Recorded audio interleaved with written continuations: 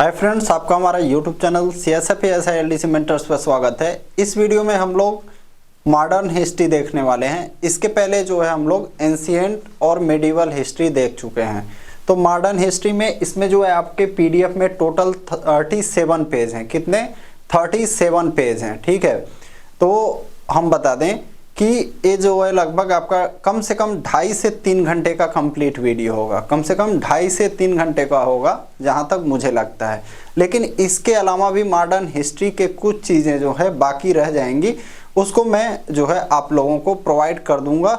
ठीक है, 7-8 दिन 10 दिन बाद प्रोवाइड कर दूंगा आराम से उसको। और अभी हम लोग स्टार्ट करते हैं। ठीक है, हमारा एप्लीकेशन फ्यूचर रोजगार पे कोर्स चल रहा है CSF/ASI/LDC 2021-22 के लिए। ठीक है, आप उस कोर्स से जुड़ सकते हैं। जो पहला कोर्स है 2021 का, वो पिछली बार जो वैकेंसी आया था 647 पोस्ट, उसके लिए है।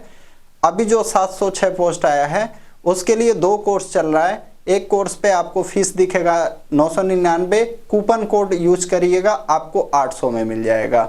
एक कोर्स पे दिख रहा होगा 1299 और 3 एग्जाम का वैलिडिटी है। कूपन कोड यूज करिएगा आपको 1000 में मिल जाएगा। तो बता देते हैं एक बार ताकि आपका फायदा हो जाए। दूसरे का कोड जो है, जो दूसरा कोर्स है उसके लिए कोड यूज करिएगा CISF2। पहला कोर्स के लिए CISF1 बिना स्पेस दिए यूज करना है। और जो 1299 वाला कोड है उसके लिए CISF3। यहाँ पे 99 का डिस्काउंट, यहाँ 199 का और यहाँ पे 299 का डिस्काउंट आपको मिल जाएगा। ठीक है, तो और दोस्तों के पास जो है इस कोड को जरूर बताइएगा। अब हम लोग देखने वाले हैं आधुनिक इतिहास। ठीक है, तो थोड़ा मैं धीरे धीरे बोलूँगा। अभी आपका रात का 10:56, 11 बजने वाला है। तो बनाते बनाते ये वीडियो 1, सवा 1, जब तक कैमरा चार्ज रहेगा तब तक मेरा कोशिश रहेगा कि मैं लगातार ये वीडियो बना लूँ। क्या कह रहा है? मुगल शासक जहांदार शाह को लंपट मूर्ख भी कहा जाता है। तो क्वेश्चन क्या बनता है कि किस मुगल शासक को लंपट मूर्ख कहा जाता? ठीक है, तो ये कौन हो जाएगा? जहांदार शाह। और फर्रुखसियर को क्या कहा जाता था? घृणित कायर। क्या? घृणित कायर। The Mughal ruler Jahandar Shah is also called a lustful full. Farrukhsiyar has been called the despicable coward of the Mughal dynasty। Mohammed Shah को रंगीला बादशाह की उपाधि मिली थी। तो किस बादशाह को रंगीला बादशाह की उपाधि मिली थी? मोहम्मद शाह को। Mohammad Shah got the title of Rangila Badshah. Friends, मैं बता दूं ये मॉडर्न हिस्ट्री सबसे इंपॉर्टेंट है। यहाँ से 2 क्वेश्चन आपके जरूर पूछे जाने का संभावना रहता है, क्योंकि अधिकतर प्रश्न जो है मॉडर्न हिस्ट्री यानी आपका आधुनिक इतिहास से ही एग्जाम में पूछे जाते हैं। मोहम्मद शाह के शासनकाल में भारत के शासक नादिर शाह ने, सॉरी ये भारत नहीं, ईरान का शासक था। कहाँ का? नादिर शाह जो है ईरान का शासक था। 1739 ईस्वी में दिल्ली पर आक्रमण किया। नादिर शाह को ईरान का नेपोलियन कहा गया है। यहाँ पे गलत टाइपिंग हो गया है। मोहम्मद शाह के शासनकाल में भारत पर जो है नादिर शाह ने 1739 ईस्वी में आक्रमण किया। ठीक है, ये आपका गलत टाइप हो गया है, इसके लिए सॉरी। नादिर शाह को ईरान का नेपोलियन कहा गया है। Nadir Shah has been called the Napoleon of Iran. Plassey के युद्ध के समय, तो प्लासी का युद्ध कब हुआ था? 1757 में। कब? 1757 में प्लासी का युद्ध हुआ था। और बक्सर का युद्ध कब हुआ था? 1764 में। तो प्लासी के युद्ध के समय क्या कह रहा है कि मुगल सम्राट आलमगीर द्वितीय था। तो क्वेश्चन क्या पूछेगा कि जब प्लासी का युद्ध हुआ उस समय मुगल सम्राट कौन था? तो कौन सा? आलमगीर द्वितीय। The Mughal emperor was Alamgir second at the time of the battle of Plassey. Shah Alam द्वितीय के समय में पानीपत का तृतीय युद्ध, पानीपत का तृतीय युद्ध कब हुआ? 1761 में। कब? 1761 में पानीपत का तृतीय युद्ध हुआ। अच्छा, फर्स्ट और सेकंड कब हुआ? फर्स्ट मैं बताता हूं आपको, वीडियो में कमेंट करके बताना है कि पानीपत का सेकेंड युद्ध कब हुआ। ठीक है, लास्ट में वहां पे भी 6 है, ये भी मैं हिंट दे रहा हूं। ठीक है, और किन 2 शासकों के बीच में हुआ, ये आपका टास्क है कि आपको कमेंट करके बताना है। लास्ट में तो अंक 6 है, लेकिन कितना है वो, पानीपत का द्वितीय युद्ध और किन 2 शासकों के बीच में हुआ था। The third battle of Panipat and the battle of Buxar took place during the reign of Shah Alam द्वितीय। पानीपत का तृतीय युद्ध अहमद शाह अब्दाली और मराठों के बीच हुआ, जिसमें कौन पराजित हुए, मराठे पराजित हुए। The third battle of Panipat took place between Ahmad Shah Abdali and the Marathas, in which the Marathas were defeated। Akbar द्वितीय राम मोहन राय को राजा की उपाधि दी थी। ठीक है, तो क्वेश्चन पूछता है कि राम मोहन राय को राजा की उपाधि किसने दिया था, तो किसने दिया था, अकबर द्वितीय ने दिया था। अंतिम मुगल बादशाह बहादुर शाह द्वितीय का उपनाम जफर था। क्या, जो अंतिम मुगल बादशाह थे बहादुर शाह, उनका क्या नाम था, बहादुर शाह द्वितीय, इनका उपनाम क्या था, Zafar. The last Mughal emperor Bahadur Shah second was nicknamed Zafar. 1857 ईस्वी के विद्रोह में भाग लेने के कारण अंग्रेजों द्वारा बहादुर शाह जफर को बंदी बनाकर रंगून भेज दिया गया। रंगून कौन है, अभी वर्तमान में जो बर्मा है, ठीक है, वो पहले रंगून नाम से था। तो कहाँ भेज दिया गया इनको, अंग्रेजों द्वारा 1857 की क्रांति का नेतृत्व करने का कारण रंगून भेज दिया गया। Bahadur Shah Zafar was imprisoned and sent to Rangoon by the British for participating in the rebellion of 1857 AD। Europe वासियों में सर्वप्रथम पुर्तगाली भारत आए। तो क्वेश्चन बनता है कि भारत में सबसे पहले कौन आया था, ठीक है, और सबसे बाद में गया कौन था। तो सबसे पहले जो है पुर्तगाली भारत आए थे और सबसे बाद में ये 1961 में गए भी भारत से। The Portuguese came to India first among the Europeans. यूरोपियों में, ठीक है, यूरोपियों में वास्को डी गामा ने 20 मई 1498 को भारत के पश्चिमी तट पर स्थित कालीकट बंदरगाह, पश्चिमी तट कौन सा है आपका, गुजरात का तट हो गया, गोवा का तट हो गया, कर्नाटक का तट हो गया, केरल का तट हो गया, इसे क्या कहते हैं, पश्चिमी तट। तो एक आपका छोटा सा बंदरगाह है कालीकट, ये कहाँ पे है, केरल। भारत एवं यूरोप के बीच एक नए समुद्री मार्ग की खोज किया। कब, तो ये डेट भी पूछता है, 1498 20 मई। और कौन पहुंचा था, वास्को डी गामा। किस तट पे, पश्चिमी तट पे। ऐसा नहीं था, पहले लोग यूरोप नहीं जाते थे, लेकिन सड़क मार्ग से जाते थे। इसने जो मतलब जमीन के रास्ते जाते थे, इसने जो है पानी के रास्ते, समुद्र के रास्ते नया रास्ता खोजा। Vasco da Gama discovered a new sea route between India and Europe by reaching Calicut port on the west coast of India on 20 May 1498। Francisco de Almeida को 1505 ईस्वी में भारत का प्रथम पुर्तगाली वायसराय बनाया गया। तो क्वेश्चन क्या पूछता है कि भारत का प्रथम पुर्तगाली वायसराय किसको बनाया गया था, तो ये कौन था, फ्रांसिस्को डी अल्मीडा। इसके बाद कौन पुर्तगाली वायसराय बना था, अल्बुकर्क। क्या, अल्बुकर्क, जिसने क्या किया था, गोवा को जीता था, जिसने गोवा को जीता था। Francisco de Almeida was made the first Portuguese viceroy of India in 1505 AD। यूरोपीय कंपनियों के भारत आगमन का क्रम है, यानी सबसे पहले अगर आपसे पूछता है कि कौन सी यूरोपीय कंपनी आई थी, तो सबसे पहले पुर्तगाली, फिर डच, फिर अंग्रेज, फिर डेन, फिर फ्रांसीसी। तो ये क्रम आपको याद रखना है, ठीक है, पुर्तगाली, डच, अंग्रेजी, डेनिश, फ्रांसीसी। The order of arrival of European companies in India is Portuguese, Dutch, English, Danish and French. Francisco de Almeida blue water policy या शांत जल की नीति के लिए जाना जाता है।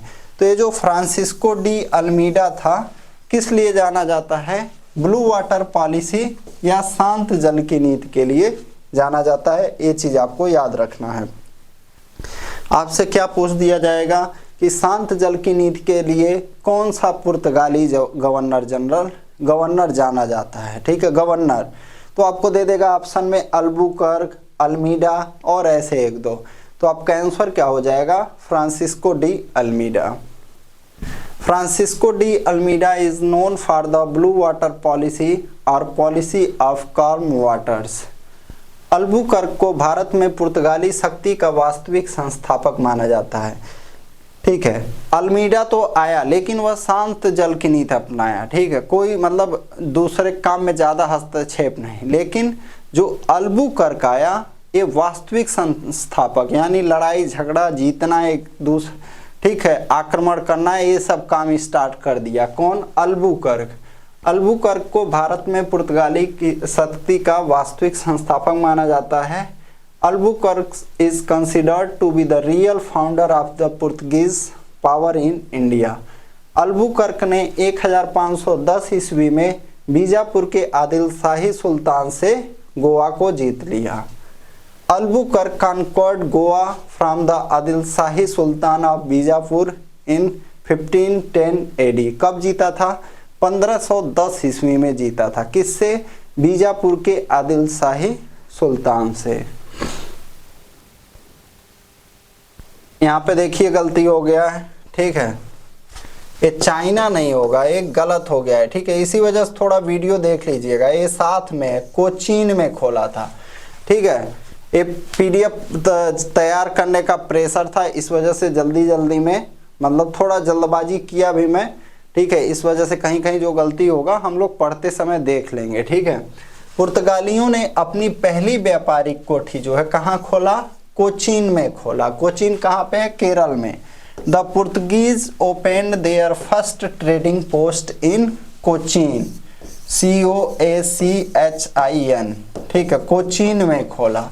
पुर्तगालियों ने भारत में प्रिंटिंग प्रेस की शुरुआत की थी। यही लोग तंबाकू भी लेके आए थे सबसे पहले। The Portuguese introduced the printing press in India. Dutch या नीदरलैंड, हॉलैंड के निवासी थे। जो डच थे नीदरलैंड या हॉलैंड के निवासी थे। नीदरलैंड को ही हॉलैंड कहते थे। The Dutch were residents of the Netherlands और हॉलैंड। डचों ने भारत में प्रथम बार औद्योगिक वेतन भोगी कर्मचारी रखे।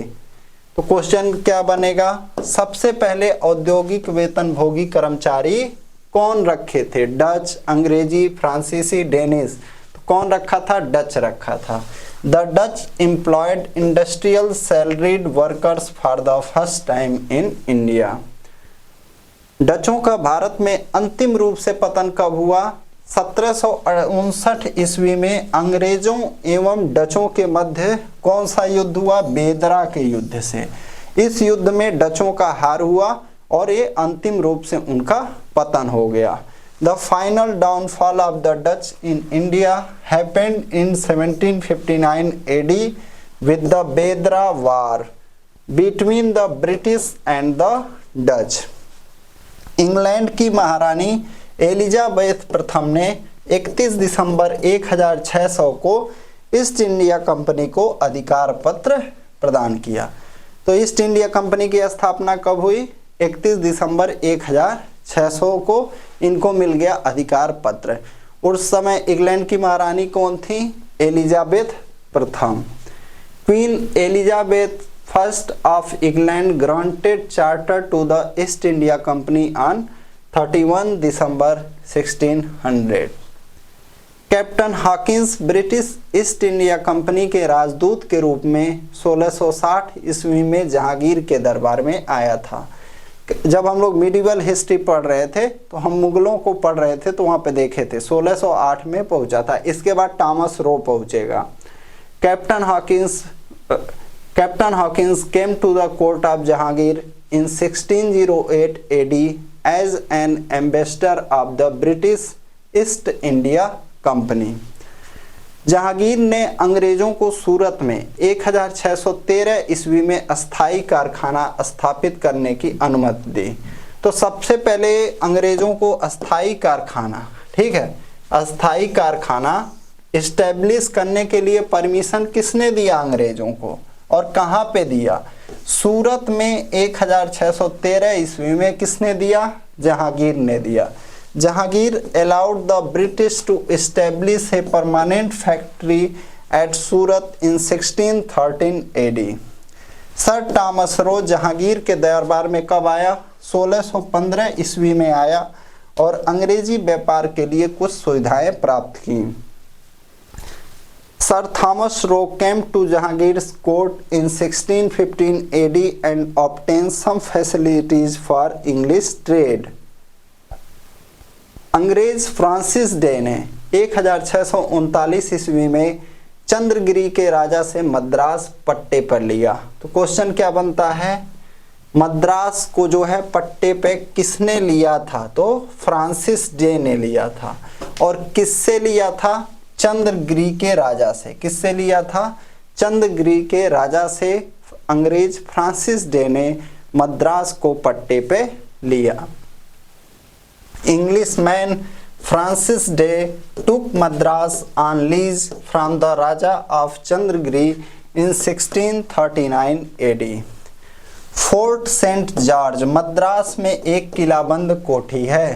क्वेश्चन क्या बनता है कि ये जो फोर्ट सेंट जॉर्ज है एक कहाँ पे स्थित है? तो ये मद्रास में सिचुएटेड है और किलाबंद कोठी है जिसका निर्माण अंग्रेजों ने किया। Fort St. George is a fortified fort in Madras which was built by the British। Kolkata की नींव पूछ देता है, कोलकाता शहर की नींव किसने डाली थी? तो जॉब चार्नॉक ने डाली थी। किसने डाली थी? जॉब चार्नॉक ने डाली थी। कालांतर में यानी कि बाद में कोलकाता में फोर्ट विलियम की नींव पड़ी। किसका नींव पड़ा? लॉर्ड वेल्जली ने जो है बाद में कोलकाता में फोर्ट विलियम कॉलेज का नींव डाला। कोलकाता's foundation was laid by Job Charnock। Later the foundation of Fort William was laid in Kolkata. Francis Martin ने 1674 ईस्वी में पांडिचेरी की स्थापना की। तो क्वेश्चन क्या बनता है यहाँ पे? पांडिचेरी का स्थापना किसने किया था? तो फ्रांसिस मार्टिन ने 1674 ईस्वी में पांडिचेरी का स्थापना किया। फ्रांसिस मार्टिन फाउंडेड पांडिचेरी इन 1674 एडी। कर्नाटक के द्वितीय युद्ध में फ्रांसीसी गवर्नर डुप्ले की हार हुई। तो ये जो कर्नाटक का युद्ध हुआ था फ्रांस और किसके बीच? अंग्रेजों के बीच, ठीक है। मतलब वो अपने देश में नहीं, यहाँ आके इंडिया में उधम मचा रहे हैं, लड़ रहे हैं, ठीक है। और यहाँ पे अंग्रेजों ने क्या किया? गवर्नर डुप्ले को हरा दिया। तो ये गवर्नर जो डुप्ले था किसका गवर्नर था? फ्रांसीसियों का गवर्नर था। किसका गवर्नर था? डुप्ले फ्रांसीसियों का गवर्नर था। French governor Dupleix was defeated। ए डुप्ले बस हो जाएगा। Dupleix was defeated in the second battle of, एक कर्नाटक हो जाएगा, कर्नाटिक नहीं होगा, कर्नाटक। कर्नाटक का तृतीय और निर्णायक युद्ध वांडीवास में हुआ। कब हुआ? कहाँ हुआ? वांडीवास में, थर्ड बार। तृतीय कर्नाटक युद्ध अंग्रेजों एवं फ्रांसीसियों के बीच पेरिस की संधि के साथ समाप्त हुआ।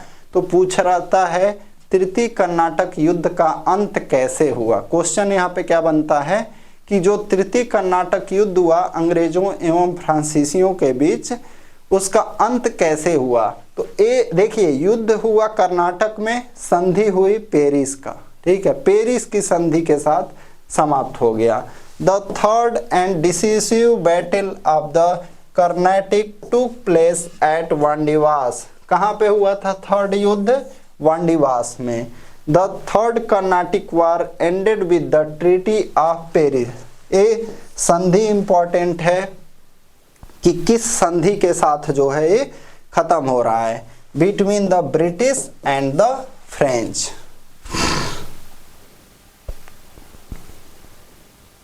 मुर्शिद कुली खान जो है बंगाल का स्वतंत्र शासक था। कौन था? जो मुर्शिद कुली खान था, ये बंगाल का स्वतंत्र शासक था, यानी ये किसी के अंडर में नहीं था। Murshid Quli Khan was the independent ruler of Bengal.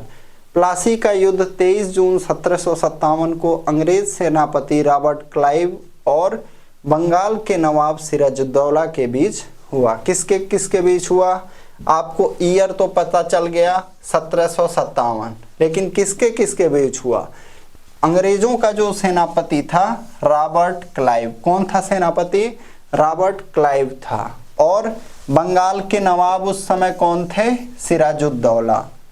The battle of Plassey took place on 23 January 1757 between the English general Robert Clive and the nawab of Bengal Siraj-ud-Daulah.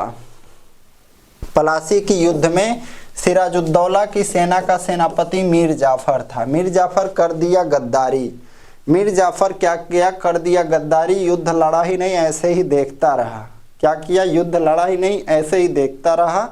पहले से ही मिल गया था। किससे? रॉबर्ट क्लाइव से मिल गया था।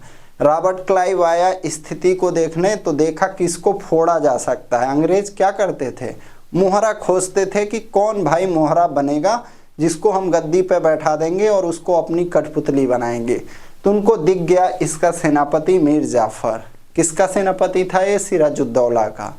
सिराजुद्दौला ने क्या किया था? 1756 में 150 लगभग अंग्रेजों को एक रूम में बंद कर दिया था। उसमें से 20-25 ही जिंदा बचे थे। ठीक है। फिर रॉबर्ट क्लाइव को बुलाया गया। ठीक है, रॉबर्ट क्लाइव को बुलाया गया और रॉबर्ट क्लाइव ने क्या किया? इसके सेनापति को ही अपनी तरफ मिला लिया। ठीक है। Mir Jafar was the commander of Sirajuddaulah army in the battle of Plassey. Sirajuddaulah was defeated due to the treachery of Mir Jafar. देखिए, धोखा दिया। फिर अंग्रेजों ने क्या किया? मीर जाफर को बंगाल का नवाब बनाया। The British made Mir Jafar the nawab of Bengal. अंग्रेजों ने मीर जाफर को हटाकर 1760 ईस्वी में उसके दामाद मीर कासिम को बंगाल का नवाब बनाया।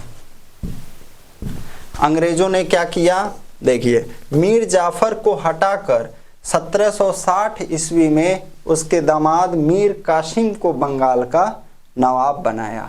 मीर कासिम अपनी राजधानी, जो मीर कासिम था एक चालाक व्यक्ति था। इसने क्या किया? अपनी राजधानी मुर्शिदाबाद, ये मुर्शिदाबाद अभी बांग्लादेश में है, वहां से लेके आ गया मुंगेर। बांग्लादेश में या पश्चिम बंगाल में है मुर्शिदाबाद, कंफर्म याद नहीं आ रहा है। ठीक है, मतलब वो चालू था, जैसे राजधानी इधर में था और इधर लेते आया, मुंगेर लेते आया। ठीक है, ताकि अंग्रेजों का उसके ऊपर प्रभाव कम हो सके। The British removed Mir Jafar and made his son in law Mir Qasim the nawab of Bengal in 1760 AD. Mir Qasim moved his capital from Murshidabad to Munger. 22 अक्टूबर 1764 को बक्सर का युद्ध अंग्रेजों और मीर कासिम अवध के नवाब शुजाउद्दौला तथा मुगल सम्राट शाह आलम द्वितीय के बीच हुआ। आप सोचेंगे इतना नाम कैसे है कि बक्सर का युद्ध? तो देखिए, अंग्रेज अकेले थे, यानी बक्सर का युद्ध मेनली अंग्रेजों को बीच हुआ। ठीक है, किसके किसके बीच? अंग्रेजों के बीच। और इधर 3 लोग लड़ रहे थे, यानी इधर 3 लोग मिल के थे। कौन कौन? मीर कासिम था, ठीक है, जिसको अंग्रेजों ने बनाया था, और अवध के नवाब शुजाउद्दौला थे, और मुगल सम्राट शाह आलम द्वितीय थे। ठीक है, मीर कासिम, शुजाउद्दौला और शाह आलम द्वितीय याद रखेंगे। कौन कौन? मीर कासिम, शुजाउद्दौला और शाह आलम द्वितीय। ये तीनों एक तरफ थे, अंग्रेज अकेले थे, लेकिन तब भी अंग्रेज जीत गए बक्सर का युद्ध। तभी उनको, अंग्रेजों को लगा कि हम भारत में शासन कर सकते हैं। जब 3 बड़ी हस्तियां मिलके हमें हरा नहीं पाई, तो कौन हरा पाएगा? The battle of Buxar took place on 22 October 1764 between the British and Mir Qasim, Nawab Shujauddaulah of Awadh and Mughal emperor Shah Alam द्वितीय। हेक्टर मुनरो के नेतृत्व में अंग्रेजी सेना ने मीर कासिम की संयुक्त सेना को पराजित किया। 1764 में नेतृत्व किसने किया था अंग्रेजी सेना का, क्वेश्चन बनता है, तो हेक्टर मुनरो ने किया था। The British army led by Hector Munro defeated the combined forces of Mir Qasim. कौन कौन था आपने पढ़ा मीर कासिम के साथ, मीर कासिम था, ठीक है, शुजाउद्दौला था और शाह आलम द्वितीय। तो ऐसे ही याद रखेंगे, मीर कासिम, शुजाउद्दौला और शाह आलम द्वितीय मिल के भी कुछ ना कर सके हेक्टर मुनरो का। हेक्टर मुनरो फिर भी जीत गया। द्वैध शासन को 1765 ईस्वी में लॉर्ड क्लाइव द्वारा प्रारंभ किया गया, ठीक है, तथा जबकि 1772 ईस्वी में वारेन हेस्टिंग्स द्वारा इसे समाप्त कर दिया गया था। तो आपसे पूछा जा सकता है कि द्वैध शासन को स्टार्ट किसने किया था, रॉबर्ट क्लाइव ने, समाप्त किसने कर दिया, वारेन हेस्टिंग्स ने। Dyarchy was introduced by Lord Clive in 1765 AD while it was abolished by Hastings, Hastings नहीं होगा, हेस्टिंग्स होगा, ठीक है, Hastings in 1772 AD। Hyder Ali कौन था, टीपू सुल्तान का पिता था। हैदर अली कौन था, टीपू सुल्तान का पिता था।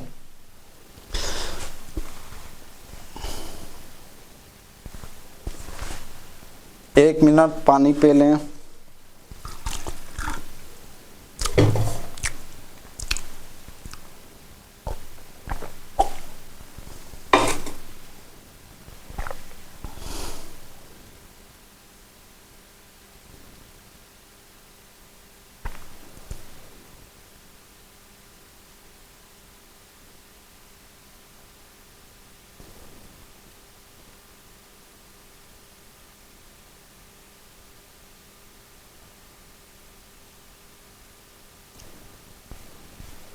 हैदर अली 1761 ईस्वी में मैसूर का शासक बना। Hyder Ali became the ruler of Mysore in 1760 AD. अच्छा, द्वितीय आंग्ल मैसूर युद्ध के बारे में दिया है, तो फर्स्ट आप जान लीजिए आंग्ल मैसूर युद्ध कब हुआ, लिखना चाहे तो लिख भी सकते हैं। फर्स्ट आंग्ल मैसूर जो युद्ध हुआ था 1767 से 1769 के बीच में। कब तक, 1767 से 1769 के बीच में। दूसरा आंग्ल मैसूर युद्ध में क्या हुआ, पोर्टोनोवा का युद्ध उसे बोलते हैं। हैदर अली पराजित हुआ और उसकी मृत्यु हो गई। एक कब से कब तक युद्ध चला, 1780 से 84 तक चला, और इसका मृत्यु कब हो गया था, 82 में ही हो गया था। जो हैदर अली था, ठीक है, इसका मृत्यु 82 में ही हो गया। उसके बाद उसका पुत्र आ गया 82 में लड़ने, टीपू सुल्तान। तो ये चीज आपको याद रखना है। द्वितीय आंग्ल मैसूर युद्ध या पोर्टोनोवा के युद्ध में हैदर अली का मृत्यु हुआ। Hyder Ali was defeated and killed at the battle of Porto Novo during the second Anglo Mysore war. अपनी राजधानी श्रीरंगपट्टनम ने टीपू ने स्वतंत्रता का वृक्ष लगाया। Tipu planted a tree of freedom in his capital Srirangapatna. Tipu की मृत्यु चतुर्थ आंग्ल मैसूर युद्ध के दौरान 1799 में श्रीरंगपट्टनम में हुआ। ठीक है, यहीं पे उसने स्वतंत्रता का वृक्ष भी लगवाया था टीपू सुल्तान ने। ये आपका चतुर्थ आंग्ल मैसूर युद्ध है 1799। ठीक है, उस समय कौन था, लॉर्ड वेल्जली था। कौन था, लॉर्ड वेल्जली। बहुत ही खतरनाक व्यक्ति था Lord Wellesley. Tipu died in 1799 AD at Srirangapatna during the fourth Anglo Mysore war. तो आपको याद रखना है किस वार के दौरान उसका मृत्यु हुआ, चतुर्थ आंग्ल मैसूर युद्ध के दौरान जो है टीपू सुल्तान का मृत्यु हुआ। बालाजी विश्वनाथ को मराठा साम्राज्य का द्वितीय संस्थापक माना जाता है।